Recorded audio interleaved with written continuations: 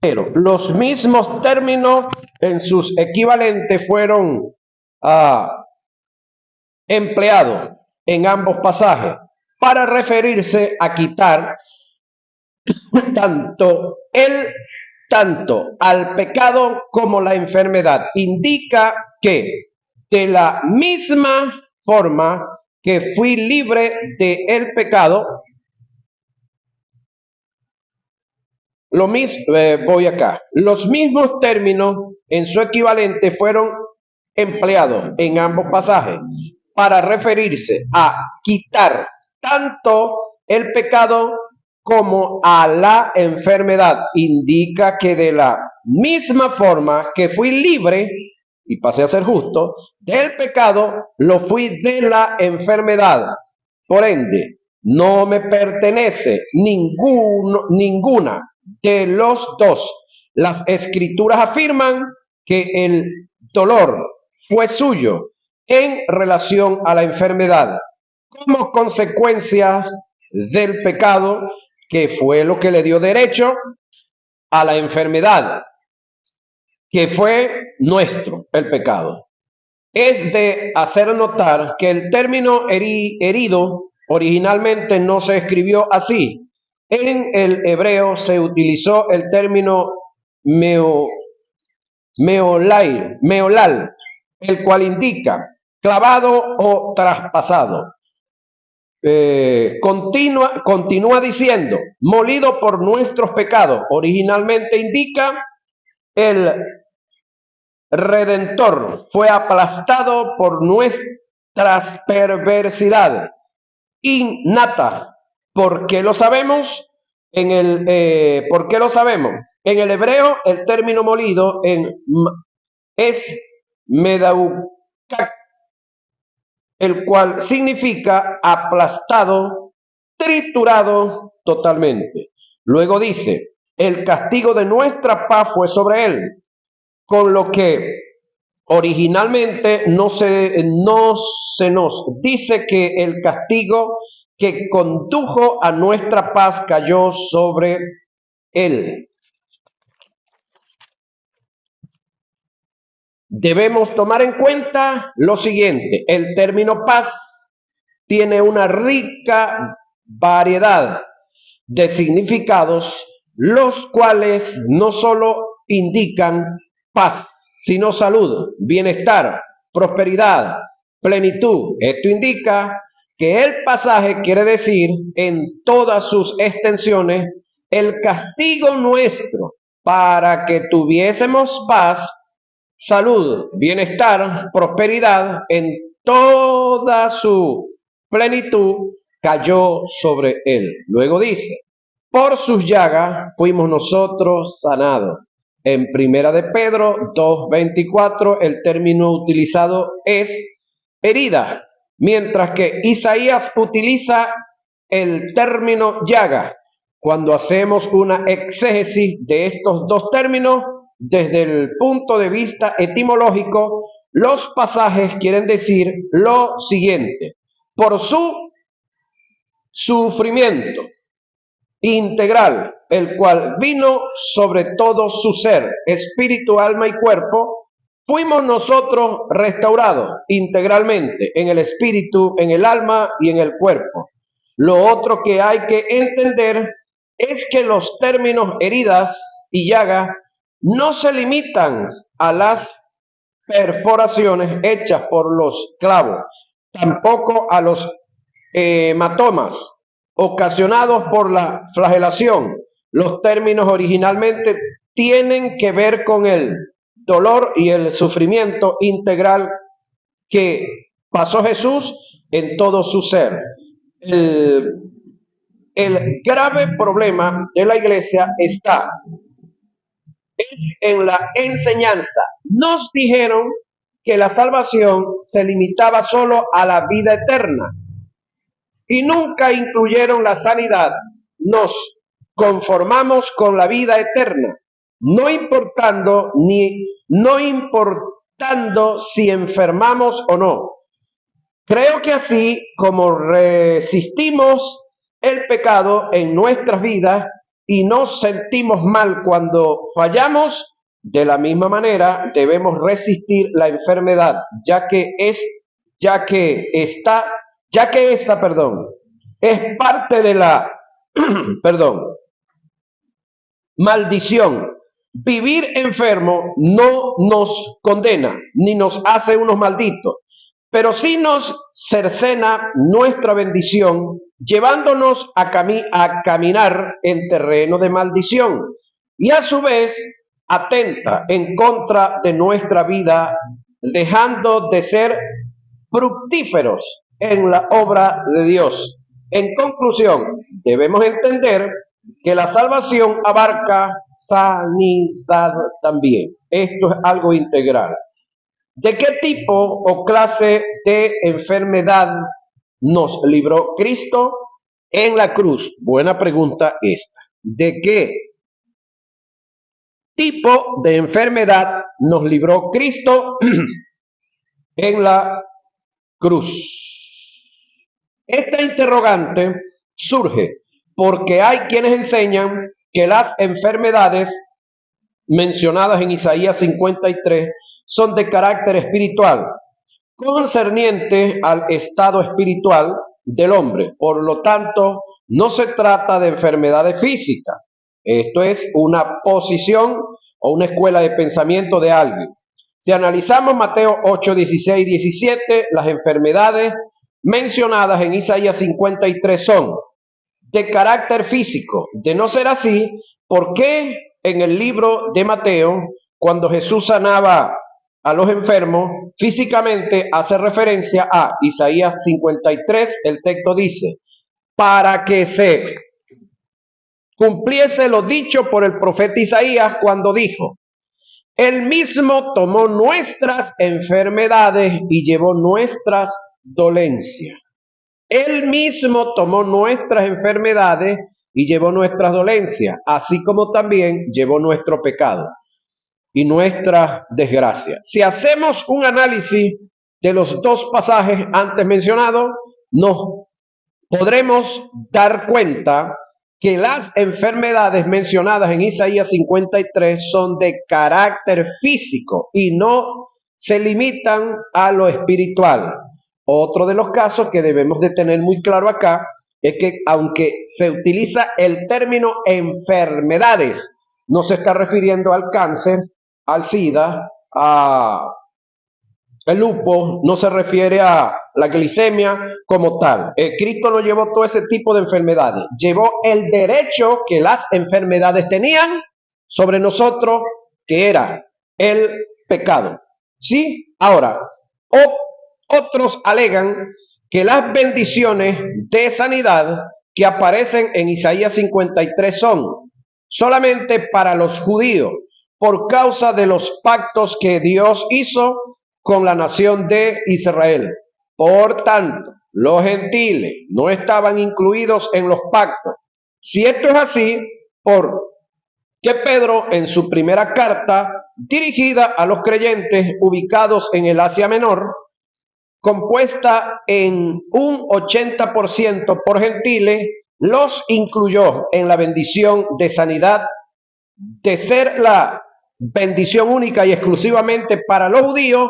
Pedro no los habría incluido, y menos como inspiración del Espíritu Santo para escribir tal verdad. El texto dice de esta forma, y por cuyas heridas fuisteis sanado. Fuisteis sanado. Primera de Pedro 2:24. Ahí no dice Israel. De paso, Pedro no estaba en Israel, estaba dispatriado ya. Otros indican que fue una bendición que se desarrolló y tuvo cumplimiento en el ministerio de Cristo mientras estuvo en la tierra. Esto sobre todo es la posición que tienen nuestros hermanos bautistas recalcitrantes. Si es así, entonces en estos tiempos tampoco hay perdón de pecado, porque ambos están incluidos en el paquete de la salvación. Así como Cristo te perdonó llevándose el pecado, asimismo se llevó la enfermedad sanándote. Dios no es causante de la enfermedad. Oiga, hay tres formas el cómo el ser humano puede alcanzar sanidad para el cuerpo. Oiga lo que viene, a través del sistema inmunológico. Ahora la pregunta es, ¿quién colocó en nosotros el sistema inmunológico? Ok, entonces si la sanidad viene por medio del sistema inmunológico, por lógico, viene de Dios. Listo. Ahora, a través de la ciencia médica, la pregunta es, ¿quién le dio el conocimiento a los médicos? ¿Quién les permitió nacer con ese conocimiento y desarrollarlos? Dios. Entonces, si la sanidad viene por ahí, viene de Dios también. Bueno, ahora, a través de una intervención divina, lo que se conoce como un milagro o sanidad. De repente Dios usó al ministro tal o al creyente o al niño tal. Ahora, ¿quién finalmente, a través de cualquier ministerio o la manifestación de un don, quién es el que hace el milagro de la sanidad? Dios por su Espíritu Santo. Entonces la sanidad por las tres vías viene de Dios. Y punto. El problema es quedarnos en los medios. Poner, ¿y por qué no le ponemos la fe a la jeringa? Porque con ella es que nos inyectan. Esa no, ¿verdad? ¿Quién quiere la jeringa? ¿Quién la ama? Ajá. ¿Quién le hace un, no sé, un casuchito ahí, un nicho, como se dice, a un bisturí, luego que te lo pasa? Nadie, ¿verdad? Ahora, si hacemos un análisis, las tres proceden de Dios. El sistema inmunológico, Dios lo puso en el hombre como propiedad del cuerpo, como sistema de defensa, señoras y señores. Ahora, el sistema inmunológico, también llamado sistema inmune, es el método corporal cuya función primordial consiste en destruir los agentes patógenos e infecciosos. La responsabilidad del sistema inmunológico es enorme y debe presentar una gran diversidad con objeto de reaccionar de forma adecuada con los miles de antígenos en contra de los patógenos o agentes infecciosos que pueden invadir el cuerpo. Aún no se conoce en su totalidad los mecanismos fisiológicos complejos implicados en el sistema inmunológico. Es algo que está en el cuerpo del ser como un misterio, como prueba que esto tan complejo solo pueden venir de Dios. La investigación médica continúa en estudios de este sistema de defensa. Entonces, hay ciertas manifestaciones que se dan en nosotros que a veces no las hemos identificado. Es decir, cuando nos da fiebre, ¿qué es eso? Una alarma que se prendió. Ajá. Ahora, ¿qué es lo correcto? ¿Combatir la fiebre o la infección que está produciendo la fiebre? No, pero le caímos encima de la fiebre. Ya va, y ella es la que nos está alertando. Es como que la novia que tenías te mandó una carta rompiendo contigo, diciéndote que tú no sirves para nada, y tú agarres a pelear con el cartero que te la trae. Ya va, pero el cartero solamente está trayendo la carta. La que la mandó fue la chica, o viceversa, ¿verdad? Ajá. Ahora, cuando estornudamos, eso es otra manifestación de algo que anda en el ambiente y tu cuerpo está en chum. Por eso no debe trancar los estornudos. Dele. Lo único que debe de para que no expanda, pero no los tranque, es un peligro. Otras cosas se pueden salir. Ajá, exacto. Al igual que la tos, tampoco la tos es enfermedad. Es algo similar a la fiebre. Son síntomas que te están advirtiendo.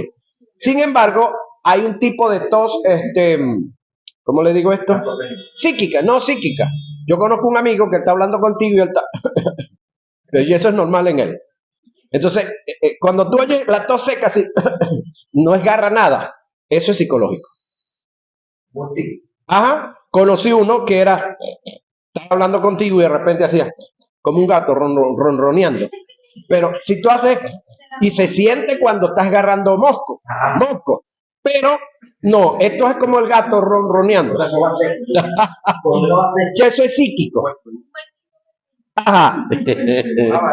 Ajá. Ahora, entienda estos detalles. En relación al mal, en relación al mal, producto de la caída del hombre, en el deterioro del sistema inmunológico se desarrolló lo que se conoce como los patógenos. Son agentes infecciosos microscópicos que son capaces de generar un daño o enfermedades en otro organismo de cualquier tipo. En relación al bien, mediante Dios como proveedor interesado en la sanidad del hombre, en nuestro cuerpo tenemos los llamados antígenos, que son sustancias que desencadenan la formación de anticuerpos que como sistema de defensa causan una respuesta inmediata. Una de las causas por las que Jesús no se enfermó en su transcurso en la tierra es porque el sistema inmunológico le funcionaba al 100%. Entonces, en Jesús se daba como a veces uno echándole broma a otro, le dice, mira, a ti si te muerde una culebra, se muere ella y tú sigues fino.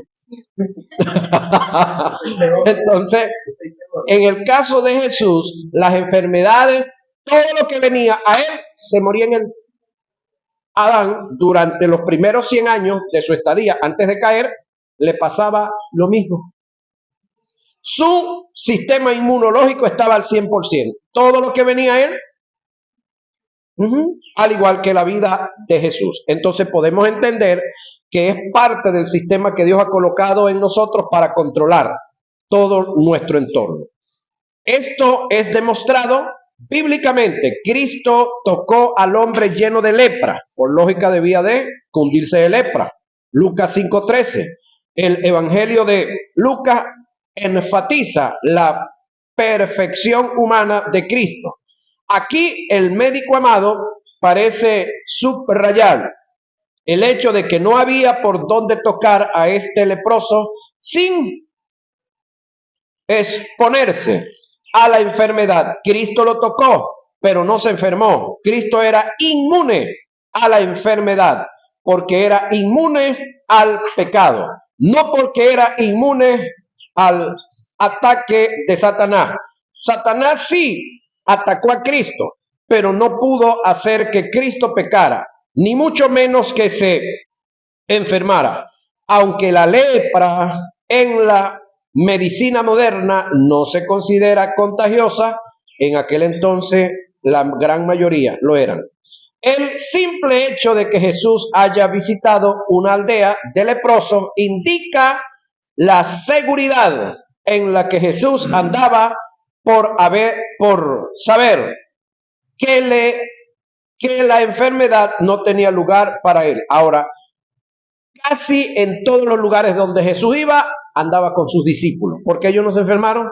Porque los protegió. Aunque su sistema inmune, el de ellos, no estaba al 100%, él era el responsable de ellos. Responsable de ellos.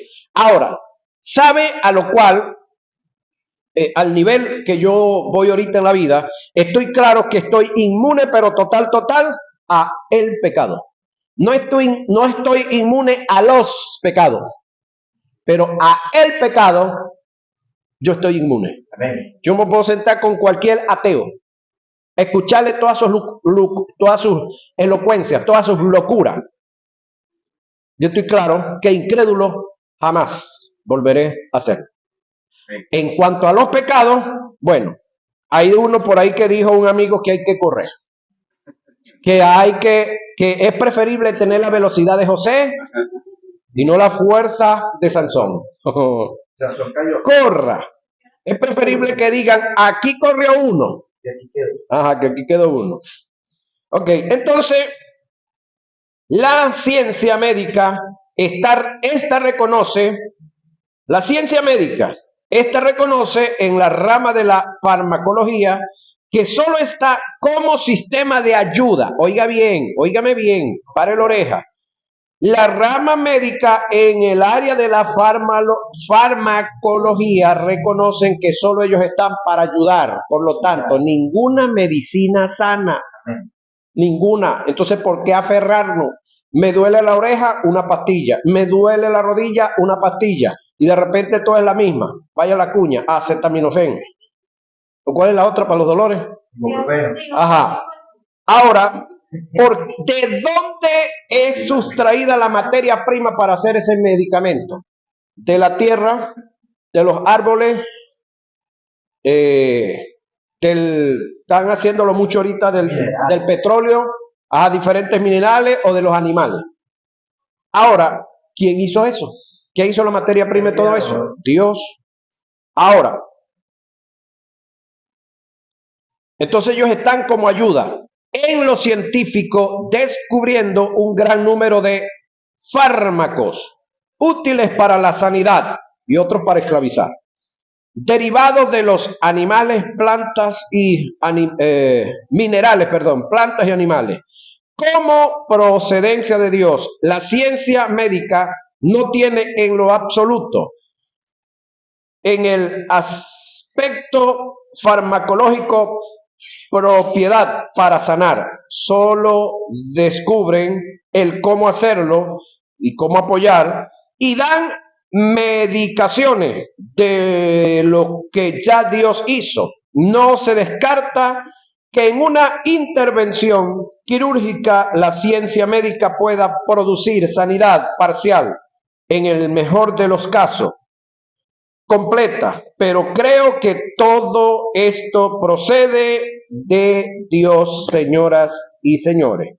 La intervención divina, lo que se denomina como un milagro, que viene siendo la suspensión del curso ordinario de la naturaleza para que opere el poder sobrenatural de Dios. En cuanto a estas tres formas de adquirir sanidad, las tres proceden de Dios. Y debemos entender que todas las cosas que están en el propósito y la voluntad de Dios son buenas, agradables y de paso perfectas. Leamos los pasajes que lo confirman. Transformaos, oiga, por medio de la renovación de vuestro entendimiento. Ajá. Voy otra vez. Transformados. Estoy enfermo. ¿Cuál es el llamado? Transformados por medio de la renovación, que es renovar, adquirir nuevos conocimientos para tener cambio de mentalidad. Y al tener cambio de mentalidad, se produce en mi fe. Al tener fe, la deposito en el único autor y consumador de ella, Cristo Jesús, el cual llevó mis enfermedades y por cuyas heridas yo fui sanado. Entonces me aferro y a través de la mano larga de la fe echo mano a una verdad posicional. ¿Cuál es esa verdad posicional? Que en Cristo yo tengo eterna redención y sanidad física. ¿Sí? Entonces lo que en el mundo espiritual es una realidad, lo tenemos que traer al mundo físico, al mundo natural, a través de la fe. No hay otra manera de hacerlo. La fe. Ahora, que yo acompañe la fe de oración, de ayuno, de vigilia, no está mal, pero el problema es que después entonces caemos en gracias a mis ayunos, gracias a la oración que hizo Gabriela por mí. Si Gabriela no ora por mí, yo no me sano. Es decir, si ora Roja, no, eso no, ella no tiene poder, la que tiene Gabriela. Y se le da un valor de adoración que no tiene. Ajá. Entonces, yo no sé, lo que falta es que levanten un nicho a la oración y comiencen a adorar la oración. Ok. Ahora, renovación de vuestro entendimiento, para que comprobéis cuál sea la buena voluntad. ¿Cuál es la buena voluntad en cuanto a la salud y en cuanto a la enfermedad? Que estemos sanos de Dios, que es agradable y perfecta. Ahora pregunto, Romanos 12:2, ¿será que es agradable estar enfermo? ¿Será que es chévere y calidad andarse muriendo por ahí con algún padecimiento? No.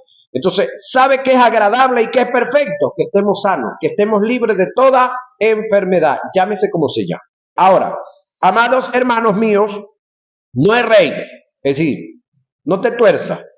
Toda buena dádiva y todo don perfecto desciende de lo alto. Es decir, no creas que el diablo te va a sanar algún día. No creas que el diablo te va a perdonar y te va a librar de algún pecado algún día. No. Todo desciende del Padre de las luces, en el cual no hay mudanza ni sombra de variación. Santiago 1:17. ¿Qué quiere decir que en Dios no hay mudanza ni sombra de variación? En cuanto a que de Él solamente viene o solamente vino, viene y vendrá lo bueno. Esa es en la cual no hay mudanza ni sombra de variación, que Dios solamente es bueno. Aunque, y que Él como en su personalidad no cambia, es eterno, es infinito, omnisciente, omnipotente, omnipresente, eso no va a cambiar nunca en Él. Sin embargo, el programa para la salvación, el programa para llevar a cabo un propósito, puede variar y cambiar. El programa de Él para, no Él como tal. Ok. Ahora, yo no veo nada bueno, agradable y perfecto en un cáncer o en cualquier tipo de enfermedad. Yo tampoco lo veo. Jesús en una de sus enseñanzas dijo, ¿qué hombre hay de vosotros que si su hijo le pide pan, le dará una piedra? ¿Te puedes imaginar eso?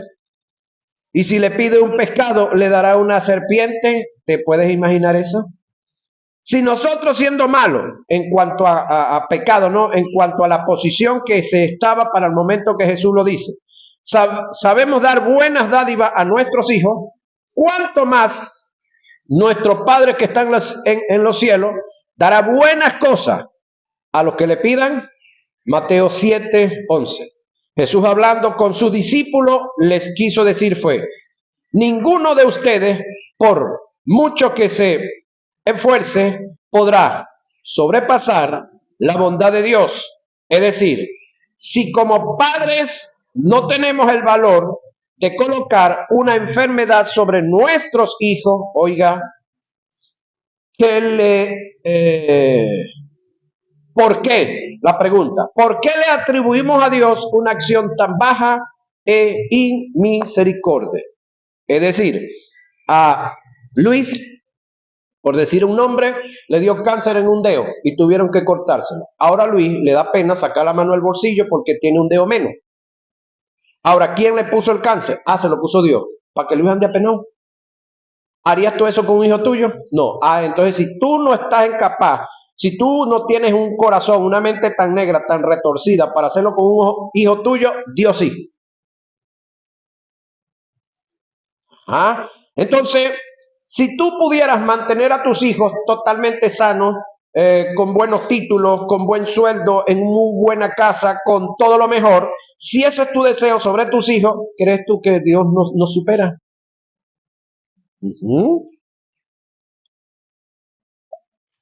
La mayoría de nosotros pensamos sobre nuestros hijos que si yo pasé por diferentes dificultades, que ellos no pasen por ahí. Nos esforzamos, trabajamos para que ellos tengan lo mejor. Y eso tiene que ver con superarse, porque ese hijo tuyo eres tú en una nueva versión. Ahora, si tú eres un tipo entendido, vas a querer que esa nueva versión tuya viva lo mejor y que no sufra lo que tú sufriste. Ahora, la pregunta es, ¿Dios estará empeñado en que nosotros como hijos de Él suframos? Espiritualmente, psíquicamente, físicamente, no. Que tenemos que pasar por procesos para madurar, sí, pero los procesos de Dios no tienen que ver con enfermedades ni tienen que ver con pecado. ¿Sí? Ahora, sobre el único ser humano donde Dios puso la enfermedad para no cargarla sobre nosotros fue sobre su propio Hijo. Hebreos 6, hablando de Jesús. Ahora, si la enfermedad y el pecado fue colocado sobre uno, es para que en ese uno la enfermedad se extinguiera, se acabara, se ramificara, se pulverizara. No solamente la enfermedad, también el pecado. Porque en cuanto a los pecados, ahí no hay ninguna promesa de ningún índole. Con los pecados vamos a tener que luchar todos los días de nuestra vida. Pero en Cristo Jesús somos más que vencedores. Por lo tanto, si alguno de nosotros se deja someter por algún pecado, no es porque Dios nos dejó inerme o desarmado, es porque no estamos usando las armas que se nos dejaron. Y de ahí somos culpables, dijo el mexicano, nosotros mismos. Ya ahí Dios no tiene nada que ver con ese detalle.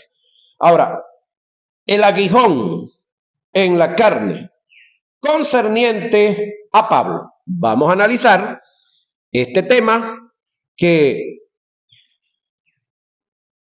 muchos alegan sin fundamento bíblico que el aguijón de Pablo eran enfermedades. Vamos a analizarlo.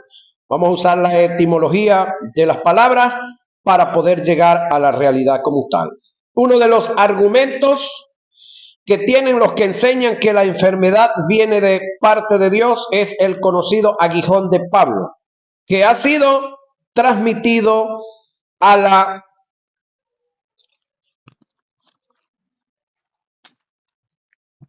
iglesia por generaciones, sin darse cuenta que dicha enseñanza va en contra de la misma naturaleza de Dios. Se han ofrecido incontables explicaciones concernientes a la naturaleza del aguijón de Pablo. Estas van del rasgo desde una tentación incesante, inflexible, oponente, enfermedad crónica, tales como problemas oculares, según Gálatas 4:5, malaria, migraña y epilepsia, hasta inhabilidad para hablar. Es entendible que Pablo considera este aguijón un obstáculo para un ministerio más amplio y efectivo.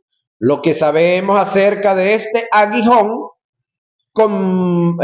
proviene de informaciones del mismo Pablo, que dijo que dejó escrito en sus sagradas cartas a los Corintios, el capítulo 12, verso 7, notemos lo que dice.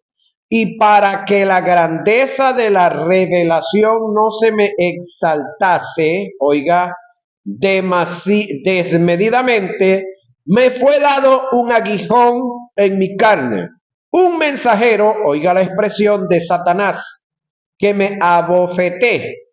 Note, me abofeté, para que no me enaltezca sobremanera. Vamos a estudiar en forma detallada algunos factores que nos darán una clara visión acerca del aguijón de Pablo. En 2 Corintios 12, 1 y 9, Pablo, 2 Corintios 12, 1 al 9, Pablo habla acerca de un aguijón en su carne, el cual le causaba mucha aflicción. Según este pasaje antes mencionado, aunado a 1 Corintios 2, 3 y 5,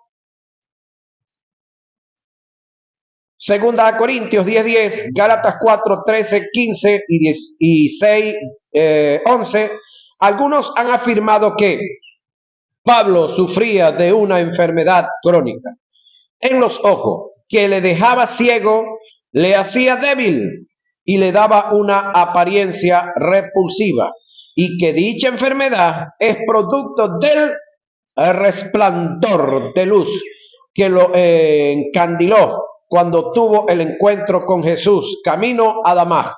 Esto es la hipótesis, esta es la idea, esta es la interpretación de algunos. Estas suposiciones se ha usado a menudo como un argumento, oiga, argumento, cuando hablamos de argumento no estamos hablando de fundamento, contra la fe en la sanidad divina, y también para tener base y resignarse a una enfermedad y no luchar contra ella.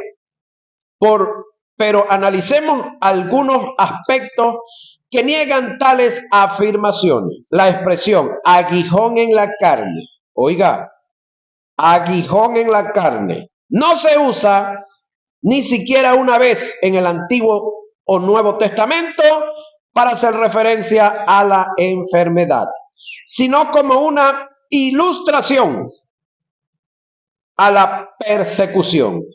Cada vez que la expresión es usada en cualquier parte de la Biblia, se señala específicamente el significado del aguijón en la carne. Por ejemplo, en Número 33:5, Moisés dijo a los hijos de Israel, antes de entrar en la tierra de Canaán, que él les dijo Moisés, y si no echare a los moradores del país de delante de vosotros, sucederá que los que dejéis de ellos serán por aguijones en vuestros ojos.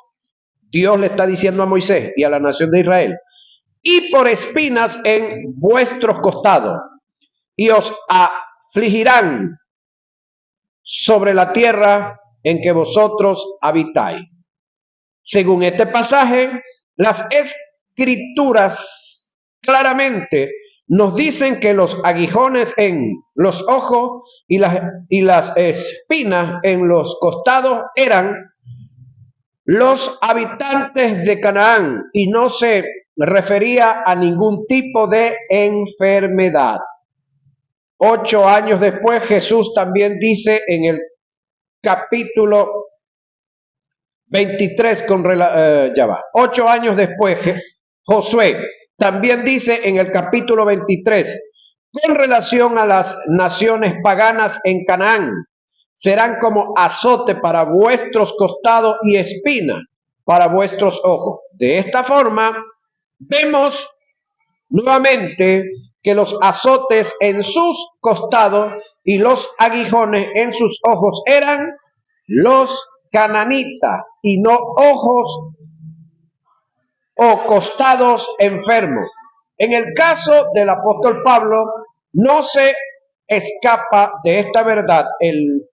Él mismo en forma precisa declara que el aguijón en la carne, oiga, era el mensajero de Satanás.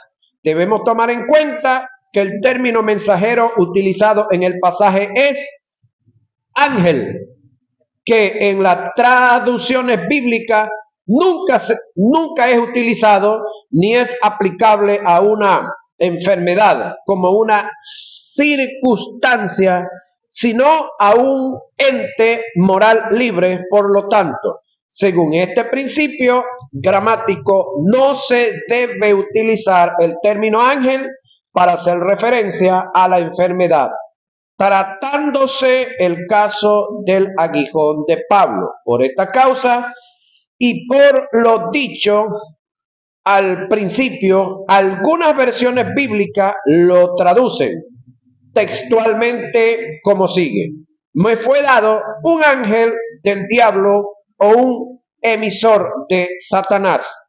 Con esto damos por descartado que el aguijón de Pablo fuera una enfermedad. El apóstol lo presenta como un mensajero o ángel del diablo, el cual le causaba resistencia. Por otro lado, el término abofetear que aparece en el pasaje en relación a la persecución del tal aguijón es colafiso, que indica golpear con el puño en una forma seguida. Es decir, abofetear significa dar golpes tras golpes, como cuando las olas golpean contra el barco. De acuerdo a esta observación, la versión de Whitmore lo traduce como sigue: el ángel de Satanás lidiando golpes tras golpes, ya que abofetear se refiere a recibir golpes intensamente repetidos.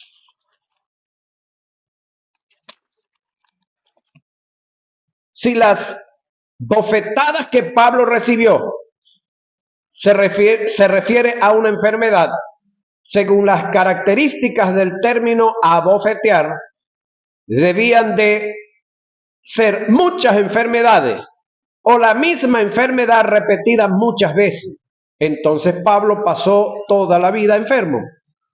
La palabra abofetear también se puede entender como asolar, perseguir, instigar, que es el sentido que Pablo le da al término debido a las intensas persecuciones que de paso son nombradas en los capítulos anteriores en el momento de la conversión de Pablo. Jesús le dijo a Ananías acerca del porvenir de Pablo: porque yo le mostraré cuánto le es necesario padecer por mi nombre. Hechos 9:16. Pablo declara una lista de ciertas persecuciones y situaciones difíciles, las cuales voy a describir y que a su vez están haciendo referencia, sin lugar a duda, a las bofetadas instigadas por el ángel de Satanás como tal aguijón. ¿Sí? Vamos a ver cuáles son esos detalles, señoras y señores, pero en nuestra próxima hora de clase.